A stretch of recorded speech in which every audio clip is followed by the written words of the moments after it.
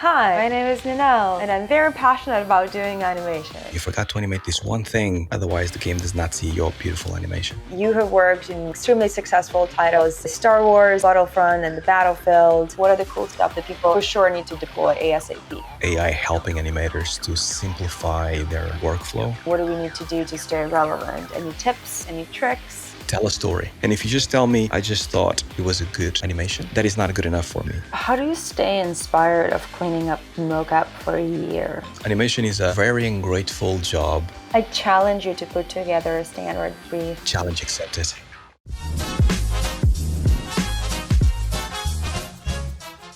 Hi everyone, my name is Ninel Anderson. I'm CEO of Devoted Studios and I'm your host at Devoted Speakeasy.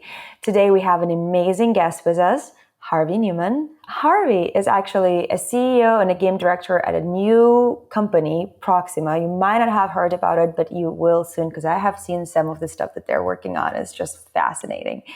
Why I know that they're going to be successful is because Harvey, prior to that, was an animation director for Build Your Rocket Boy, one of the most anticipated metaverse projects out there in the market. Prior to that, he was a lead animator on Star Wars Battlefront. He was also a senior animator on Battlefield and was leading cutscenes at Axis for Horizon Zero Dawn. By the way, he also has his own podcast. And if you're an aspiring animator or you know somebody, I highly recommend to send it to his podcast. So we're going to drop a link in the notes to our YouTube video. Please check it out. Hi, Harvey. Hello, Ninel. Nice to see you again, and awesome to be talking to you in this format. Thank you so much for joining. We're going to dive in your extensive experience. I have prepared a ton of questions. But before we jump into that, if you guys have seen our previous AI talks, we have done a lot of coverage with regards to, the concept art and the 3D, but haven't really dove in the animation world. I've seen a lot of tools coming up, and I know Ubisoft has been working on, at least for the last 2 or 3 years, with regards to developing their AI tools. How do you see the future of animation in the next 3 years? Like, what do we need to do as animators in order to stay relevant in this process? So no one really knows exactly where this is going, but everybody knows that it's getting there very fast, right? Which is the scary bit. Everybody's like, man, things are changing so quickly. But to me, it's exciting. I would think that it's very difficult for the AI to take over the job of an animator, mainly because animation has a lot to do with the humanity of us, the character, the personality, feelings, what the person is thinking. And there's a gazillion variety of things that you can do in order to actually get that expression out, especially if you stylize it. So I do think that there is a bright future when it comes to AI helping animators to simplify their workflow. So for those that don't know, way back in the day when we had the 2D animators at Walt Disney, had the 9 Old Men, which are very classic, very, very known people that basically set the rules for all of us animators. They actually made the main poses of animation and basically the storytelling poses, and then they would actually give the rest, the in-betweens, to a in-betweener, which would be just helpers or aspiring animators and things like that. So I think that AI for animators, at least for now, for the next 3 to 5 years, I think, is going to probably get to that point where it can give us better interpolation. It's called the in-betweens, the main poses, right? Which then, if that happens, and I hope it does, allows us animators to focus on what matters most, which is basically the storytelling posing of the animation. The big portion of working on animation, besides the animation itself, is the research and figuring out the poses, and especially if you're doing more of a, fantasy creatures and fighting some animals or some other stuff that can inspire you of how this creature could move, right? Is there any tools that you feel can help with that, with the research portion of it?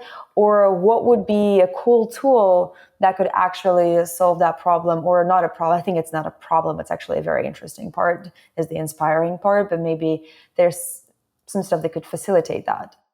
AI is good at creating something out of a mix of things and basically give you something new. But for us animators, we live in the world that we are either looking at what exists already, doesn't matter if it's reference of ourselves, like jumping over something so we can have as a reference, or if it's a YouTube video of somebody doing a pirouette, or we live in the world of actually creating and manipulating that data, that those ideas into our very own. So we're never really in the need of AI to actually give us reference, because the reference already exists out there, or you're creating it yourself. So I don't think there is actually a need for anything specific from AI. I do think that there is like having tools almost like an assistant next to you. And this is where I think Autodesk and the tool that I demonstrated in my video is doing, having almost like an assistant that can give you some kind of like easier path to the reference, right? So instead of you having to go to YouTube and be like a man jumping over a bridge that is doing also a pirouette and a handstand, right? And then you see what he gives you. Maybe like having an AI that actually gives you those kind of like prompts in a simpler way that gives you better results, that will be much better. With that in mind, though, in the game industry, we kind of have the two main lines of animation. One is obviously the keyframe, and the other one is a mocap. Which one do you feel going to be more disrupted first? I think mocap for sure. I think Henke is the one thing that I feel like is going to be very difficult for stylization. So, for example, a character like the genie in Aladdin, right? Most powerful being in the universe! Before the genie, like if you think about it, there was nothing like the genie. So how can a character like the genie really be made? Because there's no references, there's no source, there's no material for the AI to pick upon to actually make a genie that actually is so because he's so over the top and he's so very specific to Robin Williams and how he delivers the lines and things of that nature, right? So I do think that it's very difficult to create something very unique from that. But having said that, the mocap is all about based on reality, right? So there's only so many ways that you can have a run of of a guy. I don't know. Let's say you actually want to do a Tom Cruise run on your animation, right? I mean, there's about a bazillion different Tom Cruise's runs that probably exist online somewhere that AI can just give you like a video, and then you can just like use that mocap data for it. And there's also filters that give you the anime feel for your animations that basically take your animations and instead of making it 60 frames, kind of cuts off frames. So it gives you that anime feel that is not really 24 frames, it's slightly low. And it looks choppy, it looks nice, looks great. So I do think that mocap probably is going to be the one most influenced, most kind of like change with AI. I just don't know exactly where it's going because the way that at least we use it mocapping games, the games that are like, the Naughty Dog or Naughty Dogs of the world, the Last of Us and things like that, even when you have raw mocap, you still need to actually use an animator to then tweak that mocap to be a bit more entertaining. Because one thing that you see in animation, especially when you use mockup for a long time, is that if you use raw mockup in your game will be boring because reality is boring. You already saw somebody walking this way somewhere else. What you want is something a little bit more hype. So like if you have a jump, then the jump is slightly higher. If you have a run, the run is slightly faster. That gives you a little bit more pizzazz to your game, and that's what makes that is ultimately what makes the game industry interesting. Is those tweaks that the animator does to the mocap data when they get it. Well, with regards to mocap, I know that Unreal just released a bunch of Metahuman animation tools. Have you already get your first dips into that? Tell me more. Yeah, we are looking into it. We are super interested. They are doing amazing things. And I think that, especially like animated Metahuman, it's a really, really amazing thing that they're doing right now. I'm 100% in favor of Epic. We are using Unreal Engine 5 because of that reason. It's a very, very visual engine. And for all the artists out there that are not coders like myself, Unreal is my best friend because I can just basically use Blueprint, connect nodes, and everything is visual and I don't have to script anything. Well, you said that there's amazing tools. Like what guys have you already researched? What are the cool stuff that people for sure need to deploy ASAP? ASAP. So Metahuman, animated Metahuman for sure is the very first one that I think that people need to actually try first. I mainly because I think there's a brave new world where facial animation, it's always hard no matter the project. Basically, Unreal as like gave us an incredibly complex facial rig that is easily deployed and that is universal. Anybody can use it. And then you using your phone with the SDK, you can basically just record some video of yourself and have facial on your character. So that is like a massive leap for the games industry. The brilliancy of it is that whatever goes on top of those joints that are animating can be your own. So even though it's a meta-human face or a meta-human system, it can look like your own face, right? Or can look like, a stylistic face. It really doesn't matter because the thing that takes the longest is the skeleton underneath, the thing that is moving the face. And that basically they're basically giving it to you for free. So that is 100% the very first thing people should try with the new tools. With all of that going on, is there any other things that you feel are the challenges for animators in currently or in next couple years coming up, and what do we need to do to stay relevant? Any tips, any tricks? I think it depends on the type of animator people want to be. There's 3 types of animators or 4 types of animators. So there's gameplay, TV, VFX, and film. That's basically the main goals. Now, I think that TV animation, I think most likely with this whole AI conversation, might be the one most affected. They have to deliver the goods in no time, and most animators don't have time to polish. And there's a lot of interpolation. There's a lot of like one post, 2 post, animation done, ship it, all good, right?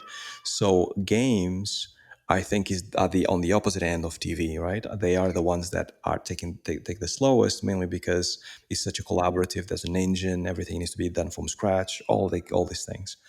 So I think it really depends on what the person wants to be. But to me, at least, if you want to be a gameplay animator, especially with AI knocking in the door, the best thing that you can do is showcase originality and uniqueness in your showreel, right? Because we're actually entering this new brave world of everything is the same. Man, everything's the same.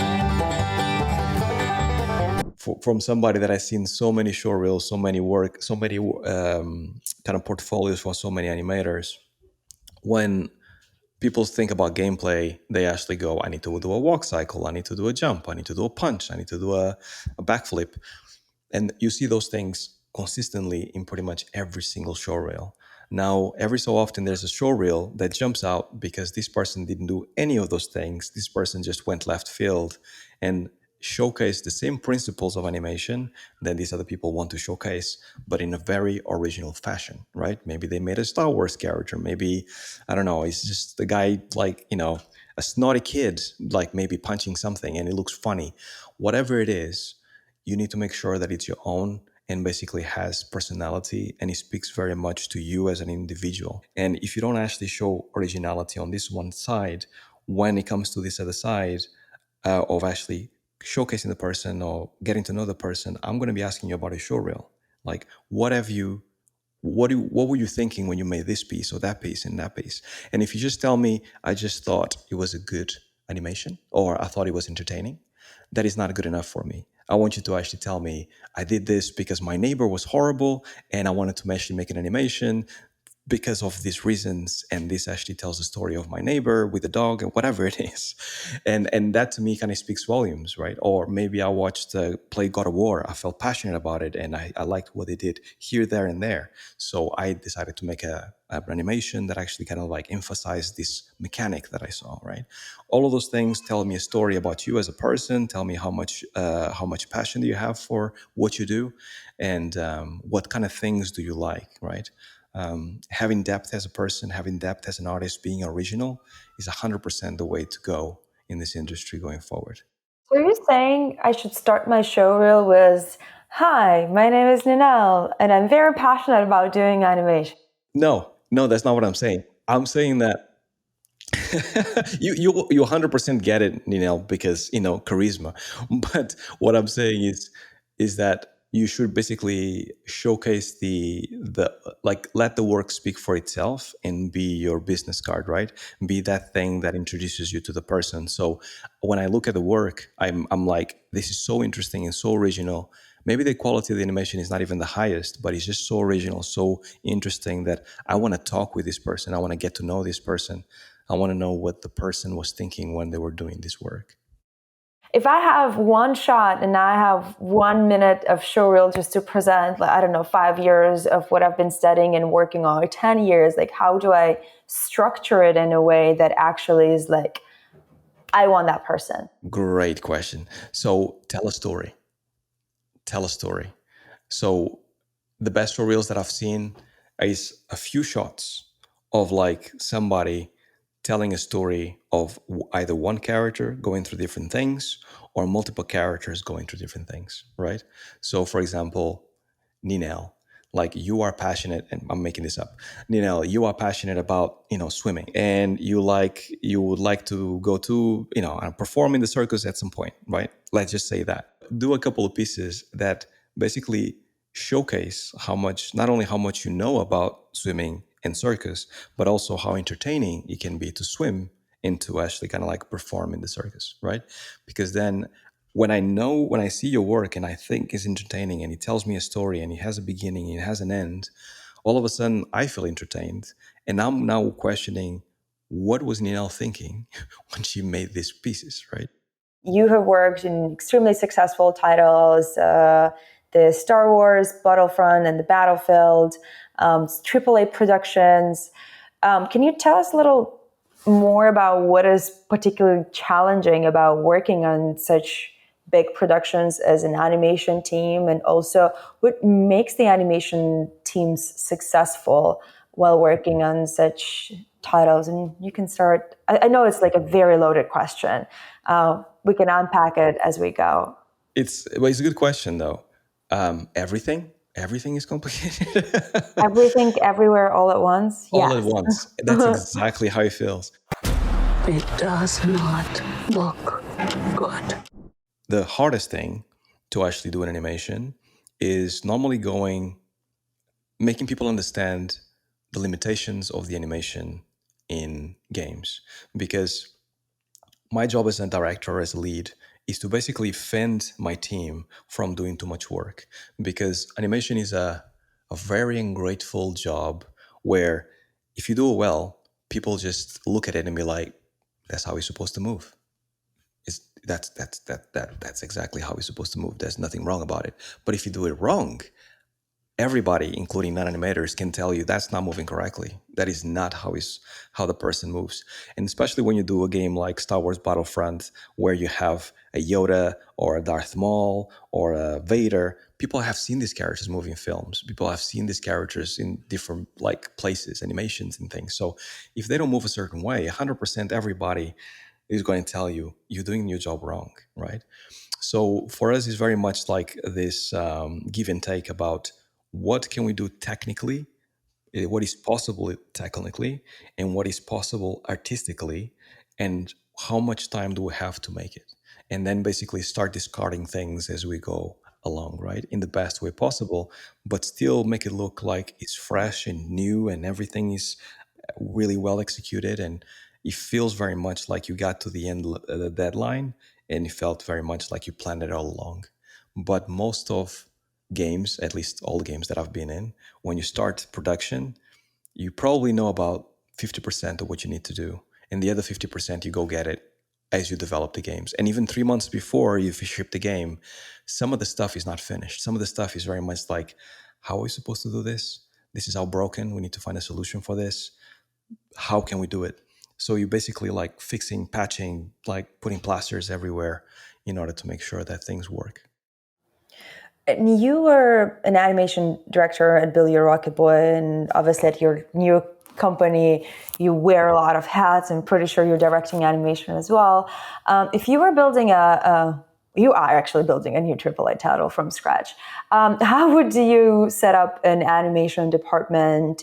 we need to have a balance between mid-level and senior animators, but senior animators need to be the most part of the team in order for us to set a standard for the animation. Having an experienced team is number one. Second, hire a producer that knows about animation. This is absolutely essential because producers, at least from my experience, 99% of the producers that I've worked with know absolutely nothing or next to nothing about animation, which makes their tasks and schedules and all that stuff completely skewed. And it makes you have to like have a lot of tete-a-tete with them to actually try to explain why things take so long or why things don't work or whatever it is. And that is very, it creates a lot of friction within the development, which it shouldn't be that way. It should be animation art. It's all about flow. It's all about creativity. It's all about removing obstacles instead of putting obstacles in front of you. So definitely hire a producer that knows a lot about animation, that has been used to leading animation teams or producing animation teams. If I could just heart, I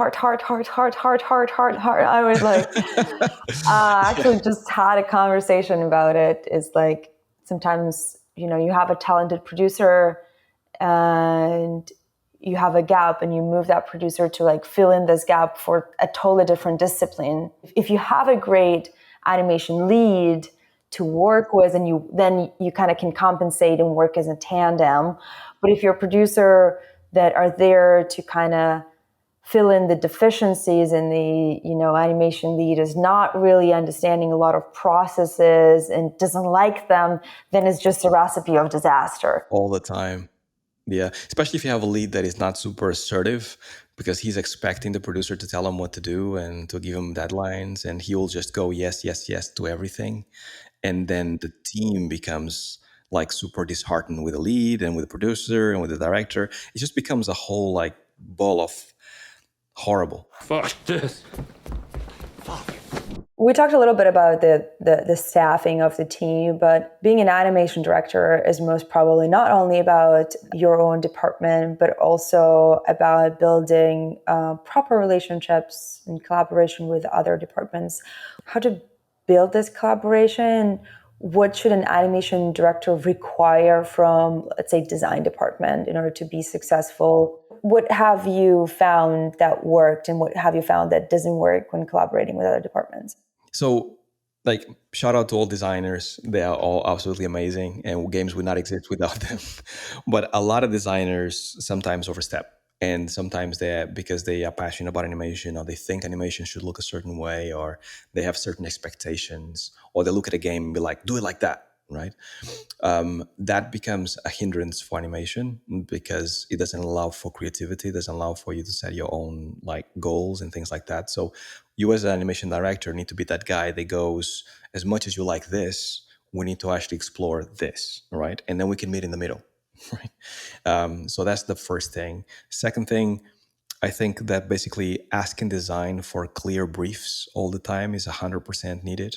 A lot of things that a lot of the time what I see is that design just says, well, it's just like a guy punching another guy and then the other guy explodes. That's basically it. So make that animation. And you're like, how far does it go? How heavy is the guy? How tall are the characters? Like, what kind of weapon are they using? Are they using a weapon? How do they move? Can you give me examples? So having a design brief with clear images, clear videos of examples of things that might be close to what they are trying to do, and also how things should play out with metrics if necessary. The more detailed the design brief, the better it's going to be for the animation team. And make sure that you communicate with the animation team all the time. That's the other thing that happens, that I see a lot, is that a lot of designers just write something, they put it on Confluence, and then basically say, this animation, go and do it, right? But we never have a one-to-one meeting where we kind of like get to know what design actually intends with this character. And sometimes things get lost because like the soul of the character or the attitude of the character is not there. And then there's a lot of back and forth after the animations have been done that happens. And a lot of the times animation is very much like, but you should have told me this before, because if I had this information, then I could have, right? So to avoid all that, having a meeting in the beginning where we sit down face to face and be like, animation can ask questions, design can ask questions, and we can all clarify it, and we can come out of that meeting with both of us with a clear idea what we want to achieve, is absolutely the most important thing. So the director gets to do all of those things, and they gets to actually make sure that both departments are working as well as possible. And if you are actually lucky like me, most of the design heads that I had are like really passionate and really good, and they understand how important animation is for a game, and they'll be able to actually facilitate or ease up certain things in order for you to actually make the best animations possible. There's nothing worse than having a design department that frustrates animation, or animation department that frustrates design. It's not good for any game. I just wonder why there's no a standard brief, or maybe there are. Is there any resources that you can recommend for animators whenever a designer comes in and sends them like something like a Frankenstein, be like, yo, here's a link, fill in the brief right here and give it back to me. Like, I just don't know why this industry doesn't work. I attribute it to us being a young industry, and there's no, like, film has been around for 100 plus years. We have been around for just a blip of that. And I think this is why there's no certain standards. And I think that's probably one of the standards that need to happen at some point, because design is so crucial. Which point? When is that point? Where is it? Where is it? Where is it? Where is it? There's a bunch of books. So like, I bought one recently that I highly recommend called Game Feel, right? That is a designer that basically talks about like a lot of the game paths to connect it with animations and connect it with design, and how those three things intertwine to give you the best game feel. So, but it doesn't really speak about briefs specifically. I think that needs to be the design in the studio setting up those standards. I challenge you to put together a standard brief and share it in your YouTube channel. Challenge accepted. And then I will share it everywhere. Quick question with regards to boundaries. I'm pretty sure as somebody who's senior in the industry, you understand what the boundaries should be on a feeling level. But if I'm a mid animator, how would I know what the boundaries? It's difficult to set hard boundaries because everything is so fluid in games, right? Sometimes, especially towards the end of the project, like the last year before release, everybody's running, everybody's doing a gazillion things. So sometimes you overstep, sometimes we overstep. But if a designer is sitting next to you and telling you what to animate and pointing to you to actually kind of like make this leg a little higher and this arm a little lower, that's too far. Right? That's not the job of the designer for him to actually be next to you telling you what to animate. It's for him to give you a brief and give you a general idea of what to animate, and for him to review that animation after it's been done and say either yes or no, or more or less, but not specifically about what can be changed in the animation. The last question is with regards to the team, how to collaborate within the animation department. What is the culture? Once again, it depends on the animation director. Also depends on who's like leading the studio. There's some studios that are very much militant in their ways. To me, at least, the way I like to actually kind of manage my teams is to kind of like give everybody a voice, give people a lane, meaning that get people to be in charge of something, and also allow them to talk to you like you talk to them. Like anybody can actually come up with good ideas. Anybody can actually come up to you and say, I actually think that you're wrong on this subject, and challenge you. Because games take so long to do, and they are so hard to do, and there's so much stress involved with games. If you've done your job well, by the end of the process and the game is about to ship, you should all feel more united than ever because you achieved something amazing together as a team, and everybody had ideas and everybody contributed, and people can point at something and be like, I've done that, right? Oh, that was my idea. What happens as well, and this is an unspoken truth that happens in games, because games take so long, if you have a bad experience in a AAA development, what people do, they will stay in the studio for those 3 years that the game needs to actually be done. But as soon as that game is shipped and they can put it on their CV, they will bounce. They will go somewhere else. If you want to keep people inside, if you want to keep people within your team, within your company, more than paying them a good check, which is absolutely necessary, make them feel like, they are worthy. They make me feel like special. Make them feel like they shouldn't be anywhere else because this is great, right? So I think a lot of it is to do with how people handle stress as well. Because once again, because I've been doing this for quite a while, people sometimes take that stress internally on the moment and then lash out or they stress out or they whatever. And not saying that I haven't, because I've been stressed out of my head for many years, but as long as you don't pass that stress to others, as long as you actually make the experience of those under you as good as possible, the end result, even if it's a bad game, even if it's not a successful game, whatever, but the end goal and the end experience that people should have is that they had a good time with you while the project took place, right? I've worked in successful games that I had a really bad experience. To this day, I cannot play them because to me it just means negative. And I had really horrible games that were not successful that I had the most wonderful experience with the most wonderful teams. I have seen your LinkedIn and seen all the games that you worked on. Now I'm curious which were the horrible experience. Just kidding. We're not going to ask that question while we're recording. While we're recording, exactly. I want to throw in last question was, what do you feel are the most common mistakes that you see the animators make and how to avoid them, both in production itself of their own work and also working on the team? The smallest mistake that I can tell you is forgetting to animate the root bone, which is basically the capsule that moves the character in game. A lot of the times that happens a lot. It's the number one thing that you have to go back and it's like, the animation is brilliant, but you forgot to animate this one thing that goes under the character. Otherwise, the game does not see your beautiful animation. So that's the number one thing. That's the tiny bit. I've seen brilliant animators start incredibly well because they have mocap, they clean it, it's absolutely amazing and it's shiny and it's amazing. And by 6 months later or a year later, you can see that they just basically put in two keys and it's the same thing as they were when you capture the stuff, which is basically like a character walking like this, which looks horrible. So you have to go back and be like, you need to make these things consistent because if things are not consistent over hundreds and hundreds of animations in game, then the character will actually kind of like be walking or running normally and then all of a sudden pop into this funny animation and then go into like regular animation again, right? So consistency is everything, and it's almost like a marathon. You have to constantly remind people, and this is your job as a director and a lead, is to kind of go like, this is not up to quality, this is not up to quality, match this quality. And I had, over the years, there's been even certain animators that I had to fire because of this not being able to match the quality they had in the beginning, right? And they don't really understand what I'm trying to say because they feel like I'm being nitpicky. They feel like I'm actually looking at too many details and why do we have to clean things so much? But the name of the game is detail. How do you stay inspired of cleaning up mocap for a year? Like, if I just asking for a friend. It's really hard. So to me, like any game that I animate mocap is not about just cleaning up mocap, it's about enhancing mocap. And when I say enhancing mocap, it's not destroying mocap, because people hear me say those words and they were like, no. We spend like hundreds of thousands of pounds on this mocap. We should not enhance anything. Just keep it exactly as we shot.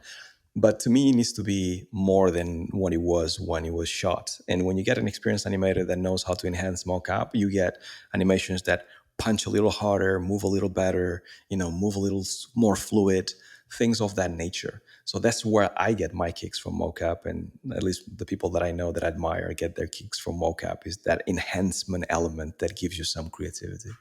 So we kind of talked about a couple of the big mistakes when it comes to the production pipeline itself, but what about collaboration? What are the no-nos? What are the yes?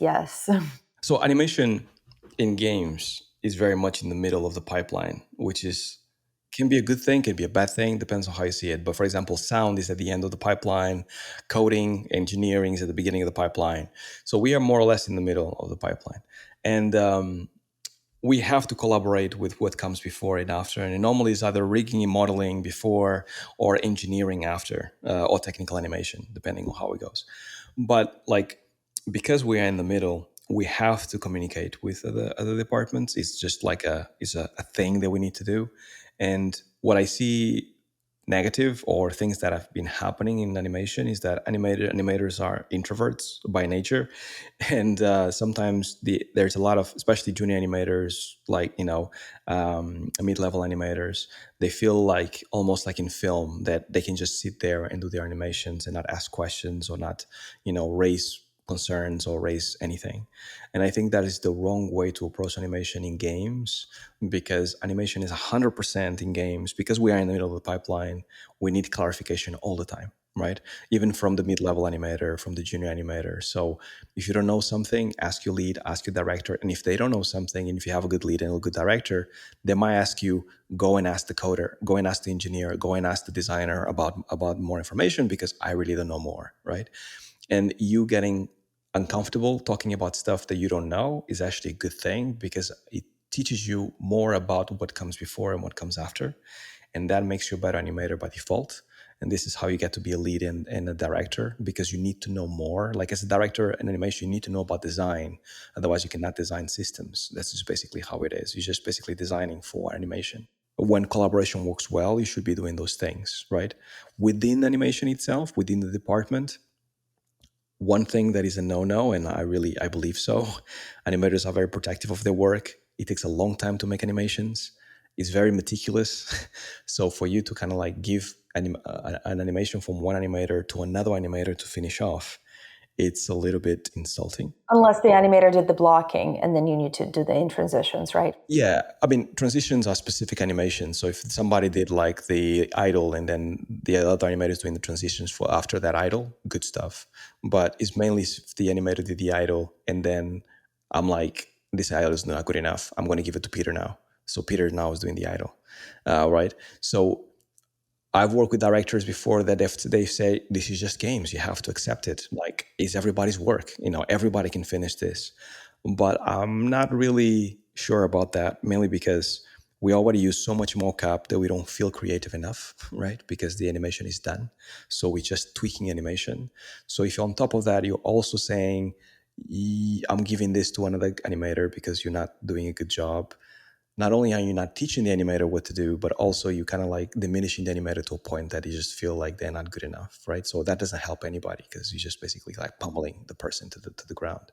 So I think that making sure that people feel empowered, there's always going to be the animators that don't get it, the animators that are not good enough, the animators that struggle. But like for every single animator that struggles, there's always the animator that just needs a little bit of a push about like just another day. Just take another day and just do the thing, right? Instead of giving it to Peter, just take another day. And I think that's a good thing to do in games. I mean, there's a lot of stress already. Everything goes so fast that, we should at least take a step back to appreciate the people that work for us. Compassion. Yes. Empathy. That's right. It's not your fault.